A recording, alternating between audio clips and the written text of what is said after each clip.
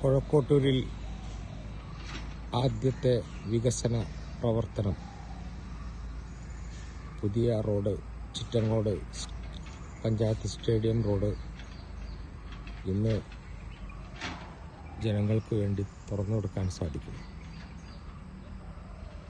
അഭിമാനകരമായ ഒരു ഗംഭീര തുടക്കം.